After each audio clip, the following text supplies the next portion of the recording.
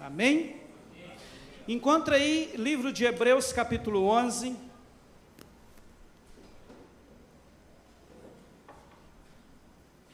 Hebreus capítulo 11.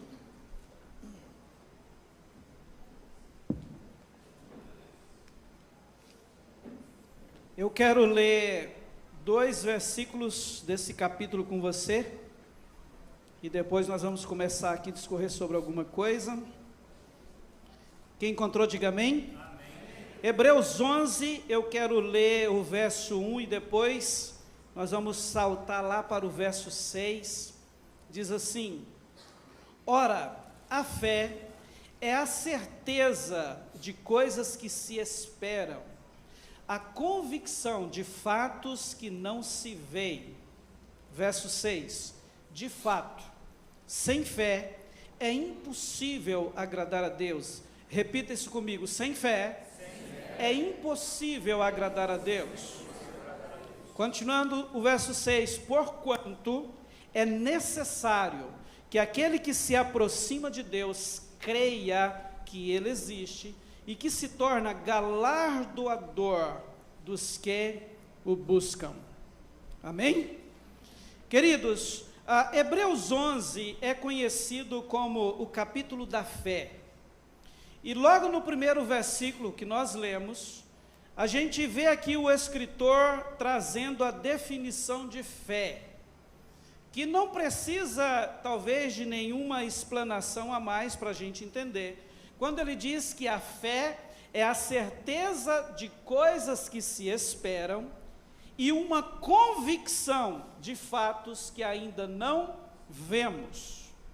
E quando nós olhamos para o contexto de toda a mensagem apresentada, não apenas nestes versículos que lemos, mas em todo o capítulo de Hebreus, nós vemos que o autor apresenta muito mais do que uma definição do que é a fé em si, mas também oferece um ensino do que a fé pode fazer na vida de quem permanecem fiel ao Senhor.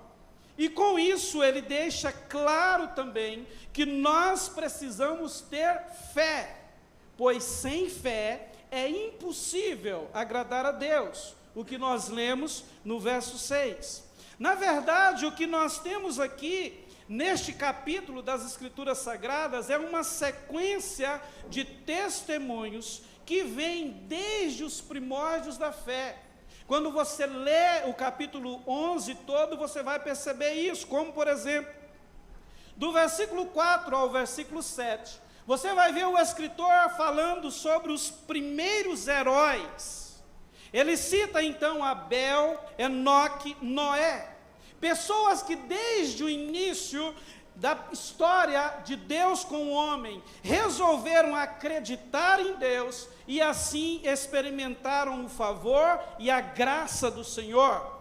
Do versículo 8 ao 22, você vai ver o escritor citando agora os patriarcas. Então ele fala de Abraão até José, filho de Jacó, que já estava agora no Egito, né? E todos tiveram um comportamento de fé no Senhor e também experimentaram o seu favor. Do versículo 23 ao 29, você vai ver o escritor apresentar agora um pequeno relato da história de Moisés, que de uma forma ousada resolveu crer no Senhor, e foi feito nada mais, nada menos do que o libertador do povo de Deus, que ficou escravo no Egito por nada mais, nada menos do que 430 anos. E Moisés com isso se torna esse libertador e um dos principais vultos de Deus na Bíblia. Amém? Do verso 30, no verso 30 ele fala agora sobre os israelitas em Canaã, e ele mostra ali, queridos, que pela fé, por exemplo, eles fizeram ruir as muralhas de Jericó. Algum dia você parou para pensar ni tamanha ousadia foi esse acontecimento na vida desse povo? Aquelas muralhas, elas eram intransponíveis. Aos olhos do homem era impossível destruir aquilo. Não tinha exército naquela época que seria capaz de destruir aquelas muralhas, mas você vai ver no relato do Velho Testamento, que aquele povo, em obediência, crendo numa palavra do Senhor, depois de 6 dias rodeando a cidade, no 7º, repetindo a ordem, eles começam a gritar, a dar um brado de vitória ao Senhor, e todas aquelas muralhas vieram ao chão. Ele cita também Raabe, a prostituta, é isso mesmo, uma prostituta que por causa da sua fé foi poupada da destruição que viria sobre a cidade de onde ela vivia. E por fim, o escritor traz um relato sobre vários outros exemplos, né? Isso começa agora a partir do versículo 33, quando ele fala de Gideão, ele fala de Baraque, ele fala de Sansão, ele fala de Jefité, ele fala de Davi, ele cita Samuel e faz menção também a outros profetas. E queridos, quando ele faz isso agora, a partir do verso 33, ele diz assim: os quais, por meio da fé, por meio de quê? Da fé, subjugaram reinos, praticaram a justiça, obtiveram a promessa, fecharam a boca de leões, extinguiram a violência do fogo, escaparam ao fio da espada, da fraqueza tiraram força, fizeram-se poderosos em guerra, puseram em fuga exércitos de estrangeiros, mulheres receberam pela ressurreição os seus mortos, alguns foram torturados, não aceitando o seu resgate para obterem superior ressurreição, outros, por sua vez, passaram pela prova de escárnios e açoites, sim, até de algemas e prisões, foram apedrejados, provados, cerrados pelo meio, mortos a fio de espada, andaram peregrinos vestidos de peles de ovelhas e de cabras, homens dos quais o mundo não era digno, errantes pelos desertos, pelos montes, pelas covas, pelos antros da terra. Ora, todos estes que obtiveram bom testemunho por sua fé, por que eles obtiveram testemunho? Por sua fé. Não obtiveram, contudo, a concretização da promessa, por haver Deus provido coisa superior a nosso respeito, para que eles, sem nós, não fossem aperfeiçoados. Amém? Olha que mensagem poderosa que o escritor de Hebreus traz aqui no capítulo 11 dessa carta. Porém, quando você olha no contexto de Hebreus 11, quando você volta um pouquinho no capítulo 10, você vai ver os santos, é isso mesmo, os cristãos sendo advertidos a não recuar na fé. O que está registrado no capítulo 10, do versículo 19 até o 39. Nós não vamos ler, mas você, quando tiver oportunidade, faça isso, e você vai ver que é uma advertência dura de Deus, para que eles não viessem a recuar na fé. Está falando para os irmãos hebreus. Queridos, algo que não podemos esquecer, eu e você, é que logo depois do nosso encontro com Jesus, onde pela palavra, você vai ver isso também no capítulo 10, né? Pela palavra, pelo novo e vivo caminho, nós tivemos acesso à presença de Deus, e a partir de então nós começamos a nos relacionar com Ele e a tê-lo como Pai.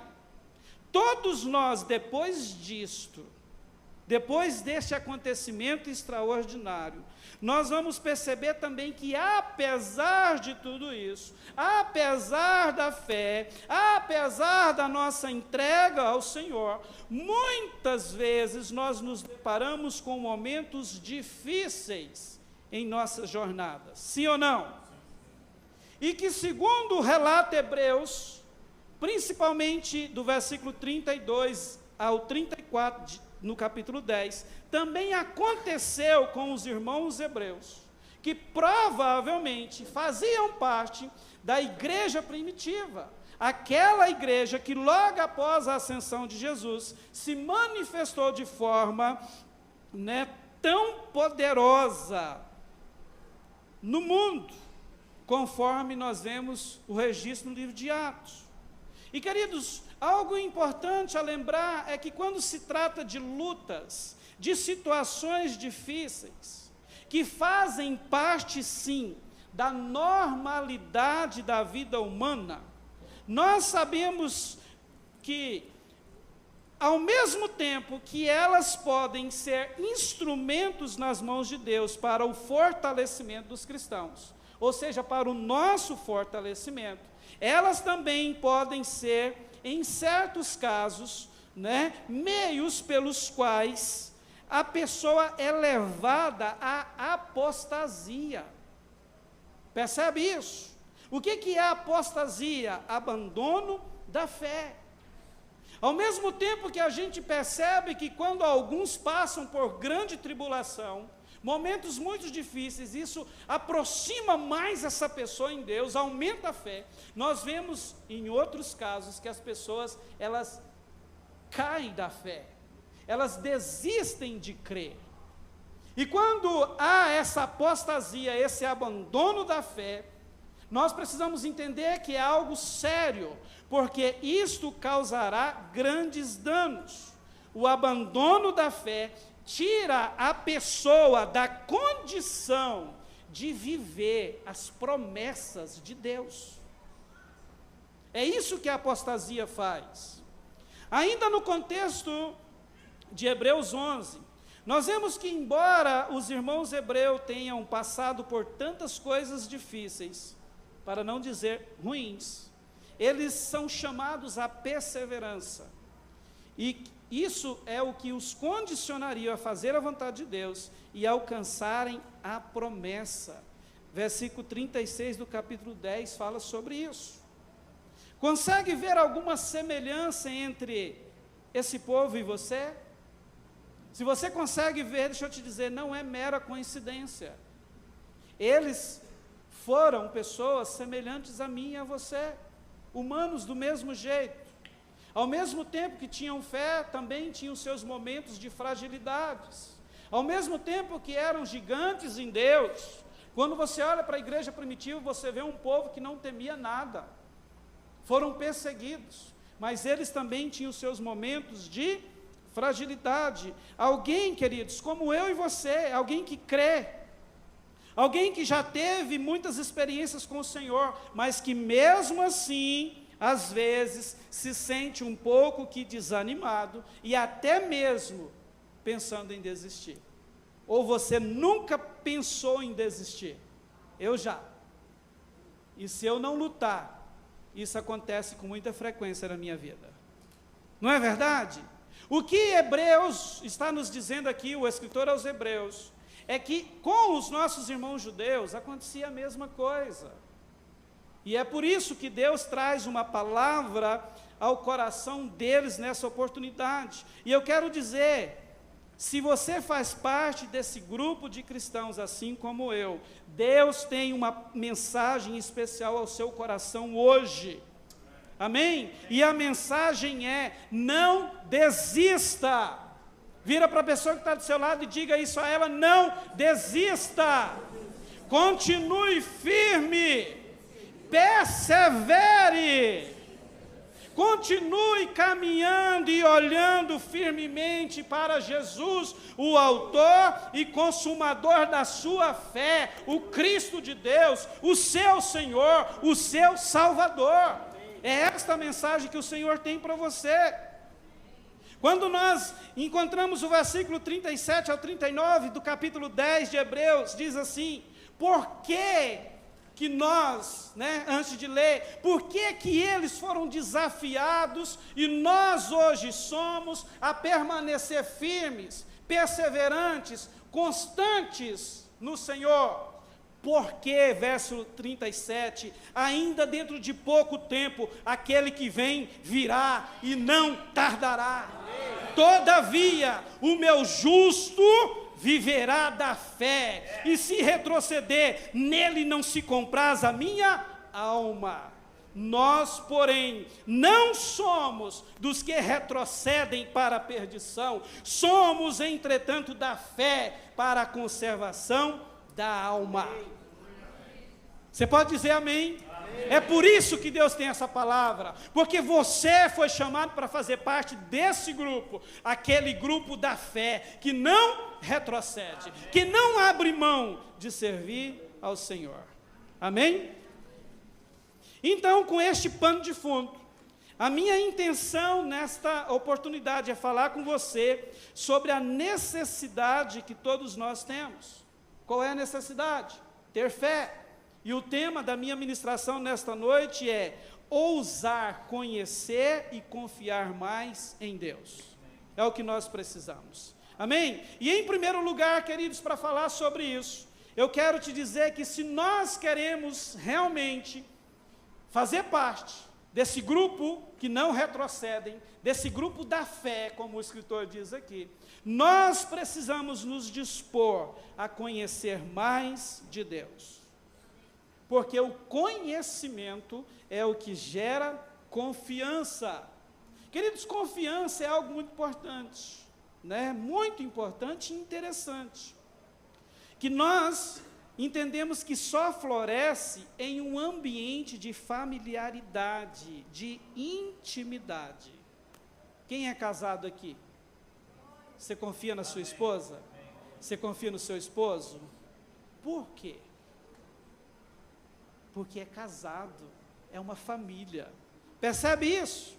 Você não confia, ou pelo menos não deve confiar, naquilo que você não conhece.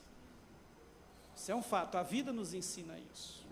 Então, se a confiança em Deus é algo que carecemos, né, a fim de sermos incluídos nesse grupo chamados dos da fé, a fim de sermos conquistadores de todas as promessas de Deus a nosso respeito, a conclusão lógica é de que precisamos, então, conhecer mais a Deus. Porque quanto mais eu conheço a Deus, mais eu vou passar a confiar nele.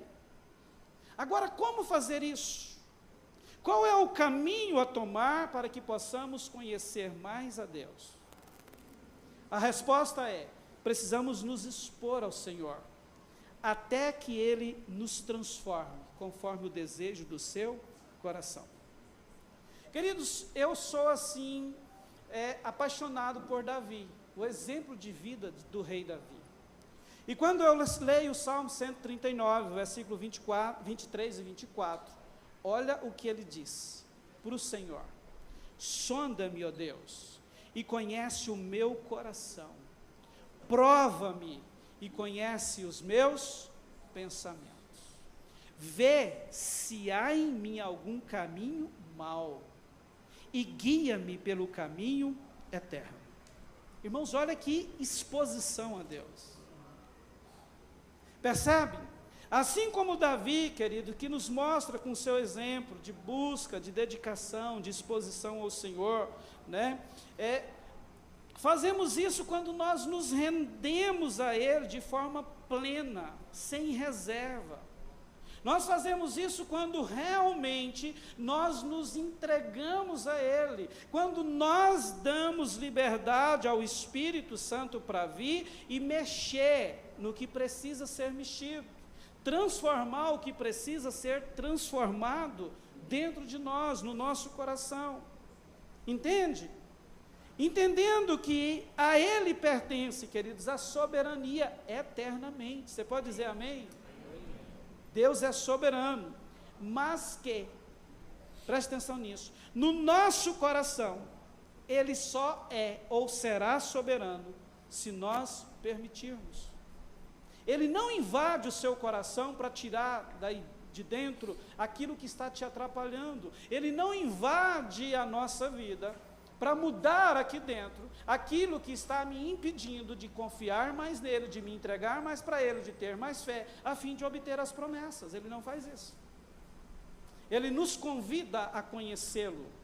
E a partir do momento que nos dispomos a conhecê-lo, a ideia de Deus é que a gente vá abrindo mão de nós mesmos e sempre dizer para Ele: Senhor, que o Senhor cresça e que eu diminua, que o Senhor apareça e que eu suma, venha e cumpra em mim a tua vontade. Eu vejo algo assim nas palavras de Davi. Amém? Algo que parece, queridos, hoje, olhando para a nossa a geração de cristãos, algo que parece meio que escasso nos nossos dias. Quando muita gente, por exemplo, parece que lê a Bíblia, e tem muita gente que está lendo a Bíblia hoje, mas a impressão que se tem é que estão lendo apenas para sondar na palavra aquilo que lhes interessa, aquilo que eles acham que pode servir para eles, ao invés de, assim como Davi, se expor à Bíblia, se expor à presença manifesta do Espírito Santo, a fim de permitir que ele sonde os corações e leve as mudanças necessárias. Isso é necessário acontecer, uma exposição, uma entrega de verdade, porque senão você não vai conhecer, e sem conhecer, é impossível você passar a confiar em Deus. Quando estão entendendo, diga amém.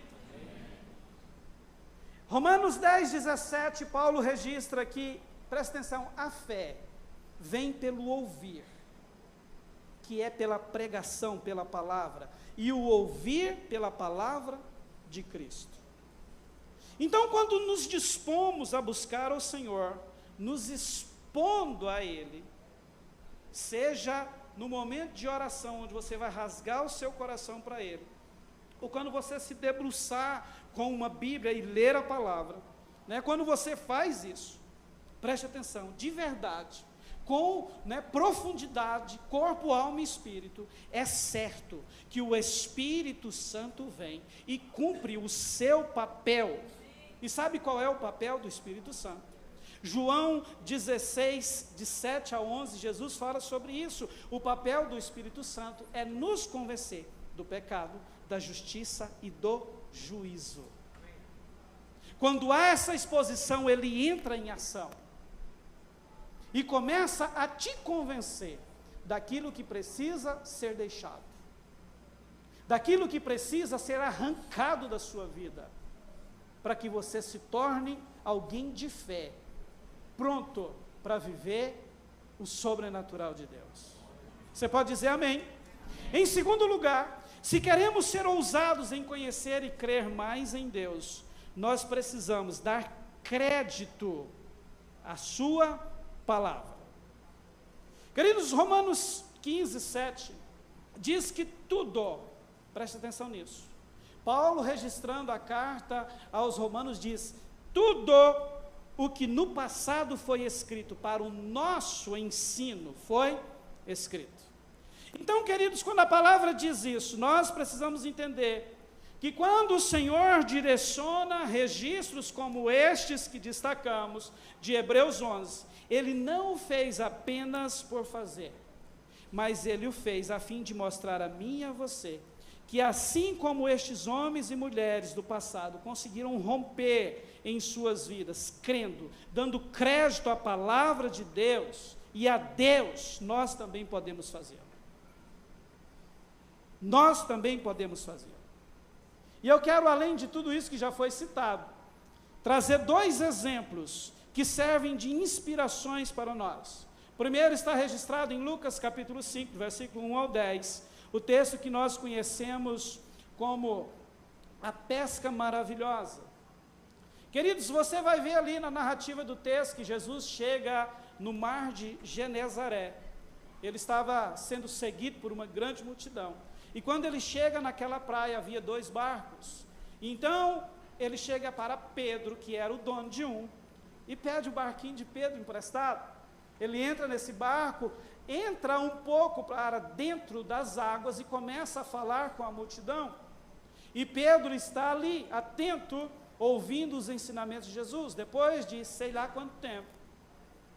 ele olha para Pedro e diz assim: Pedro, terminei o negócio aqui, o povo já está alimentado, agora faz o seguinte, meu irmão, pega o seu barco, anda mais um pouquinho e lance as redes. Irmãos, veja isso. Pedro, você vai ver pela leitura do texto que ele tinha trabalhado a noite toda, e ele era pescador. E naquele momento, quando Jesus chega à praia, naquele dia, ele estava lavando as redes.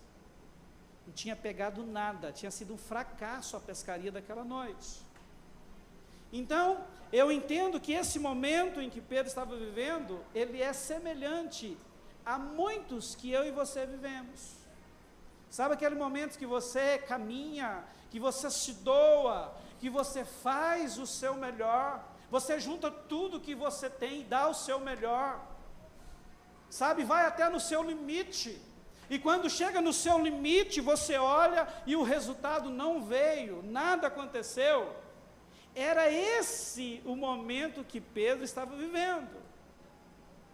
Pensa naquele homem ali, lavando as redes, e pensando naquela noitada, talvez com os músculos do seu corpo doendo tanto, lançar rede, puxar rede, vazia, não tinha peixe, não vinha nada, e agora aparece lá um senhor, primeiro atrapalha o restante do trabalho dele, que talvez ele teve que parar de lavar as redes, pega o barco emprestado, fica não sei lá por quanto tempo falando, e no final diz para ele: Pedro, pega o seu barco, anda mais um pouquinho e lança as redes. Irmãos, olha que desafio é esse. Sabe, queridos, e depois de ouvir tudo que Jesus tinha para dizer para aquelas pessoas, e inclusive para Pedro, porque se tinha alguém ali que talvez precisava ouvir Jesus naquele dia, ele era um deles. Pedro olha para Jesus e diz como se quisesse expressar assim: Senhor, pera lá, que maluquice é essa? Deixa eu te dizer uma coisa, eu sou pescador. Percebeu que eu estava lavando as redes quando o senhor chegou aqui? Deixa eu te dizer uma coisa, eu trabalhei a noite toda, eu estou totalmente desgastado dessa noite de trabalho, e não tive resultado, mas, sob a tua palavra, eu lançarei as redes. Amém. Sabe o que Pedro estava querendo dizer para Jesus? Jesus, apesar de todo o meu esforço, apesar de todo o meu trabalho, de todo o desgaste que eu estou sentindo agora, nesse exato momento, eu quero que o Senhor saiba de uma coisa: eu acredito no que o Senhor está falando, e sob a tua palavra, eu vou lançar a rede. Você sabe o que aconteceu? Ele pega o barquinho dele, irmãos, eu fico imaginando isso, entra mar adentro, lança a rede, e tem uma pesca extraordinária. Quando ele começa a puxar as redes, ele tem que gritar para que os companheiros viessem ajudá-lo. Tudo isso porque ele resolveu crer na palavra de Jesus. Percebe como faz diferença isso? Como é, queridos, algo extraordinário. E quando eu vejo um episódio como este, me vem algumas lembranças, e tem uma experiência que tive com o Senhor, que me marcou muito, queridos, no ano de 2000, recém-casado, primeiro ano de casado, com a mulher mais linda da terra, essa aqui que está à presença de vocês. Nós morávamos em Brasília, e eu tive uma experiência que me ensinou muito, e que grita a nós até hoje. Nós morávamos de aluguel no imóvel do nosso pastor. Eu me lembro que num belo mês, fazendo as contas, eu percebi que o que entrou não daria para pagar tudo. E de repente, eu sempre fui muito calculista, muito detalhista, eu chego para a Alessandra e digo assim para ela: meu bem, nós estamos aqui com um problema, o dinheiro não dá para quitar, não dá para fechar as contas, então nós precisamos decidir, nós pagamos o aluguel ou entregamos o dízimo. Irmãos, veja isso. E naquele momento de prontidão, ela responde para mim: meu bem, vamos entregar o dízimo. Irmãos, e quando ela disse isso, a única coisa que eu consigo me lembrar, é que uma força cresceu aqui dentro de mim. E essa força dizia, vamos entregar o dízimo. E crer que Deus fará. E de repente a cabeça começa a pensar já nessa direção. Vamos entregar o dízimo. E crer que Deus fará. E de repente eu pensei, o meu pastor vai ficar feliz, né? Apesar que não vai receber o aluguel, mas ele vai ver um coração de uma ovelhinha que quer ser fiel. Então isso vai fortalecer para que ele não me diga não, né? E aí, queridos, assim aconteceu. Eu cheguei para o meu pastor, falei, pastor, esse mês eu não posso pagar o aluguel para você, porque eu preciso ser fiel com o Senhor. Irmãos, e naquela época eu trabalhava numa empresa na área administrativa, no setor de atendimento ao cliente, uma empresa de venda de consórcios, muitos vendedores, quem trabalha na área de vendas aí sabe, vai entender melhor o que eu estou dizendo. Na W3 Sul em Brasília, lugar muito movimentado na época, e a empresa funcionava de frente para a W3, e o layout interno era assim, tinha um círculo de vendedores, que ia de uma a outra extremidade do hall de entrada da loja. Então, todo mundo que entrava aqui, automaticamente era abordado por um vendedor, né? E esse vendedor já caminhava ali com o oferecimento dos produtos que a empresa tinha. Eu trabalhava na área de atendimento. Essa estrutura de atendimento ao cliente ficava atrás desse círculo de vendedores. Os funcionários administrativos, eles podiam vender também, ganhavam uma comissãozinha boa. Só que percebe que a forma que era montado o negócio, era quase impossível um cliente atravessar essa barreira de vendedores e chegar até mim. Mas, irmãos, naquele mês, no mês seguinte, eu experimentei o extraordinário de Deus naquela empresa. Muitos clientes passavam, rompiam essa barreira, e ia lá e pegava a senha para atendimento. E a maioria deles caía na minha mesa. E quando eu me propunha atendê-los, não, eu quero comprar isso. E o que eu fazia? Simplesmente abria o sistema e fechava o contrato. Sabe o que aconteceu naquele mês? O Senhor triplicou a nossa renda. Triplicou a nossa renda. Sabe, queridos, o que eu quero te dizer com isso é que quando você e eu decidimos acreditar na palavra de Deus, nós experimentamos o extraordinário dele. Eu não acredito que Deus iria me punir se eu não entregasse o dízimo e pagasse o aluguel. Que ele ia mandar o devorador para comer uma das minhas pernas. Que ele ia mandar o migrador. Não, eu não acredito nisso. Mas ele esperava uma atitude de fé minha diante disso e da minha casa. E quando nós assim fizemos, o extraordinário pôde ser experimentado. Amém? Isso é algo que sempre quando nos lembramos, enche o nosso coração de convicção, de que podemos continuar crendo na palavra de Deus. O outro exemplo da Bíblia que eu quero trazer para você, está registrado em Marcos capítulo 5, do versículo 24 ao 34. Conta a história da mulher com o fluxo de sangue. Queridos, nós lemos ali que aquela mulher, pelo que a Bíblia diz, pelo que o evangelista Marcos registra, ela era uma mulher de posses, porque a Bíblia diz que durante os 12 anos de hemorragia, ela já tinha despendido, ou seja, gastado tudo quanto tinha, com os melhores e todos os médicos da época, procurando cura, solução para o teu problema. Isso se assemelha em algum momento que você já viveu, ou talvez esteja vivendo, que você percebe que até os seus recursos estão indo, e o problema não se resolve. Depois de 12 anos, você vai ver a Bíblia registrando através de Marcos, que aquela mulher já estava, totalmente desgastada, desistida, com aquele sofrimento que durava tanto tempo, mas de repente, a Bíblia vai dizer que ela ouviu falar sobre Jesus.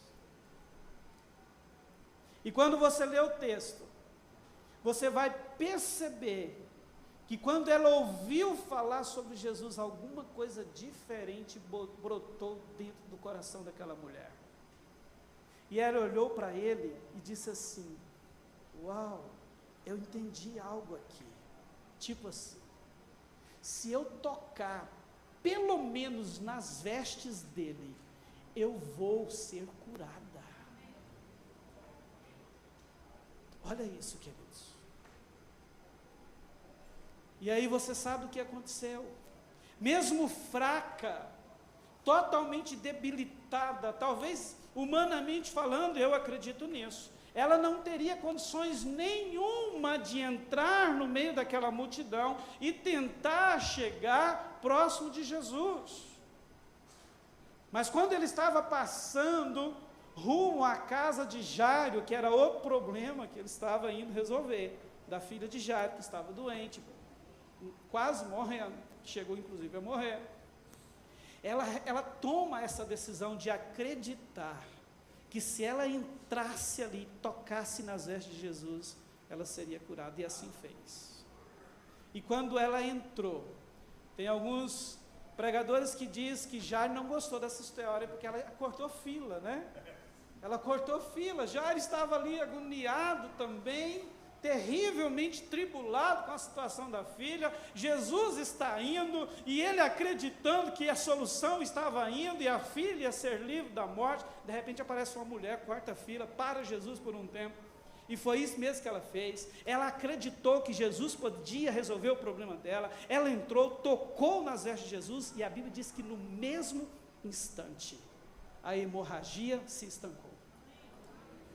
Aí você pode dizer um amém mais forte, queridos. Amém. Mas preste atenção, no mesmo instante, depois que ela ouviu falar de Jesus e creu nele, antes a história é muito semelhante à história dela, é muito semelhante a momentos que eu e você vivemos, de sofrimento, de desgaste, de agonia. A gente anda anos e anos cavando, trabalhando, nos doando, e parece que nada acontece. Irmãos, a história daquela mulher retrata estes momentos na minha e na sua vida. Parece que a impressão que nós temos nesses contextos é o mesmo que ela tinha. Sangue indo, para mim tem uma simbologia que a vida daquela mulher estava sendo destruída a cada dia, e nada resolveu o problema dela, até que ela ouviu falar de Jesus, e decidiu acreditar nele. Ela entrou, tocou e foi curada. E aí, queridos, quando Jesus, no meio daquela multidão, eu amo isso, ele sente que foi tocado, e ele para e pergunta: quem me tocou? Alguém vira para ele e diz assim: Senhor, pera lá, o senhor está brincando, né? Olha o tanto de gente, as pessoas estão te empurrando, toca no Senhor o tempo todo, o Senhor agora me pergunta, ou pergunta para nós, quem te tocou? Ele diz assim: alguém me tocou diferente. Sabe qual é essa diferença? Aquela mulher creu, ela tocou Jesus com fé. Entende? Ela não estava ali apenas como uma mera espectadora. Ela não estava ali como alguém que queria apenas arrancar de Jesus algo que ela acreditava que fosse o melhor para ela. Ela creu nele, que ele era a solução. E eu entendo que ela quis Jesus mais do que propriamente dito a solução do seu problema. E quando Jesus diz isso, de repente aquela mulher, Marcos vai dizer que ela, trêmula, se apresenta diante do Senhor e conta toda a sua história. E Jesus agora vira para ela e diz assim: filha, a tua fé, irmãos, olha isso, no verso 34, filha, a tua fé te salvou, vai-te em paz e fica livre do teu mal. Percebe, irmãos, o que acontece quando nós decidimos crer na palavra de Jesus, crer em Jesus?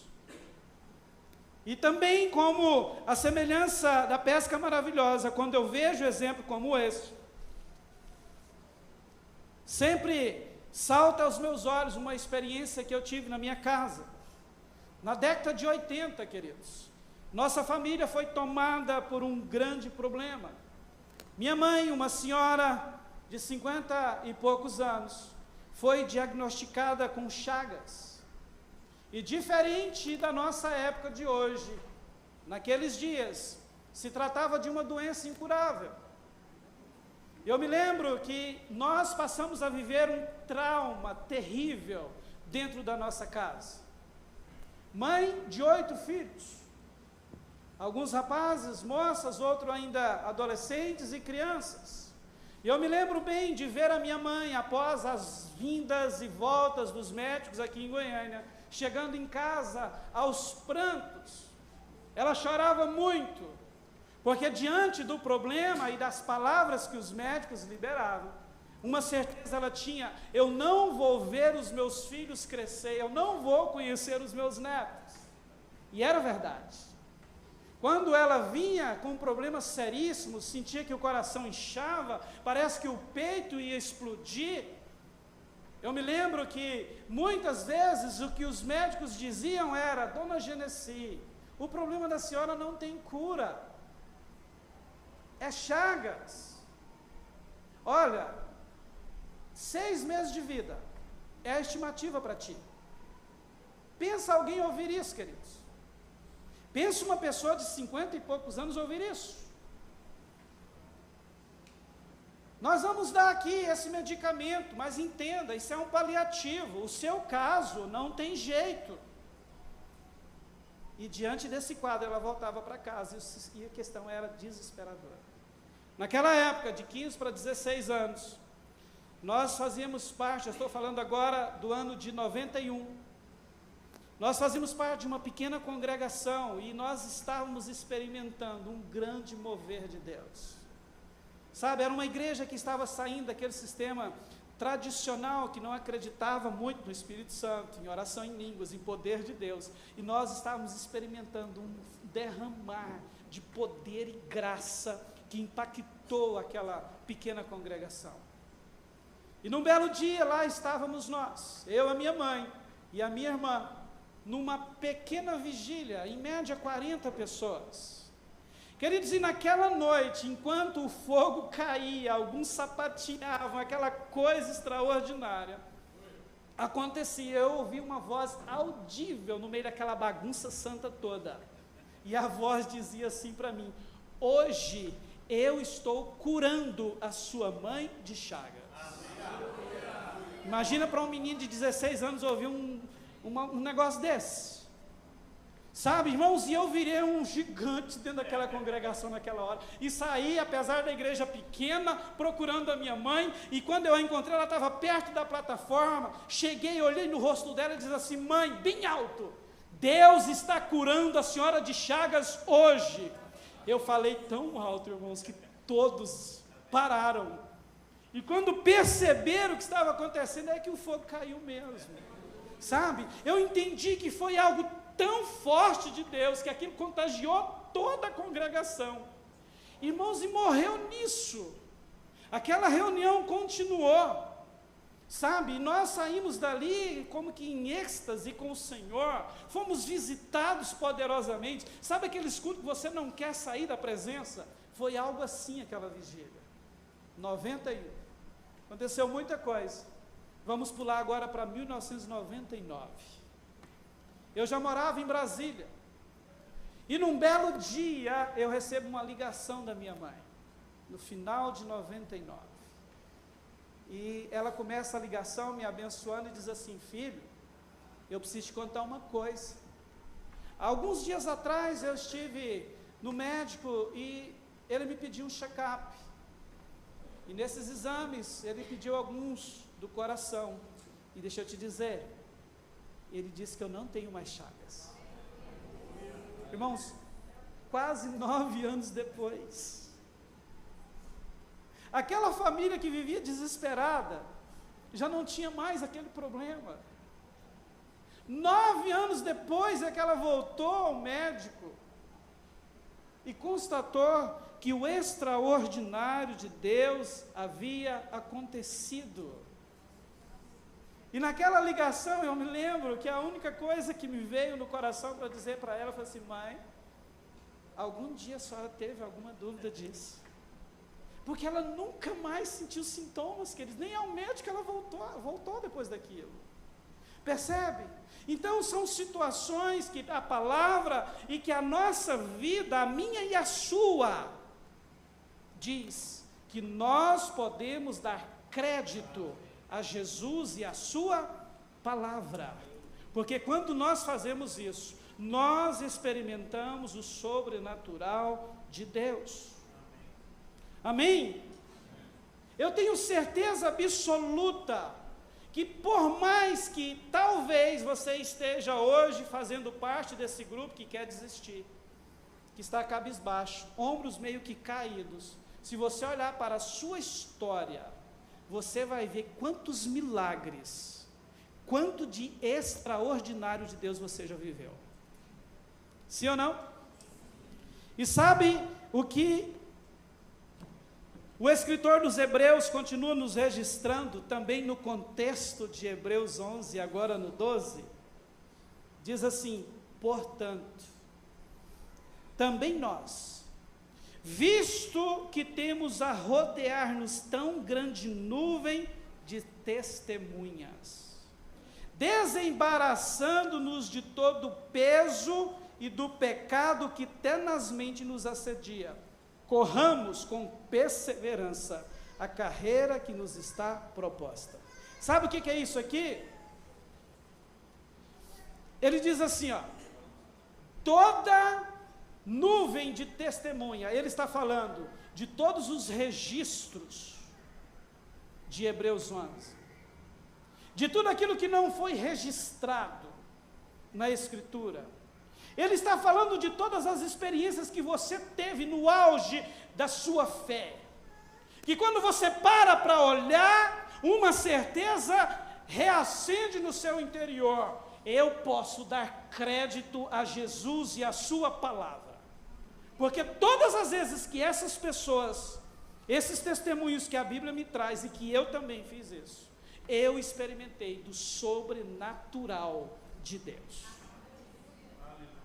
A mensagem, querido, que eu quero encerrar liberando sobre o seu coração, a sua vida, nesta oportunidade é: ouse conhecer e acreditar mais no Senhor. Ouse, eu vou dizer de novo, porque eu acho que muitos não ouviram. A mensagem que eu quero deixar para você é: ouse conhecer e acreditar e crer mais no Senhor, porque o seu redor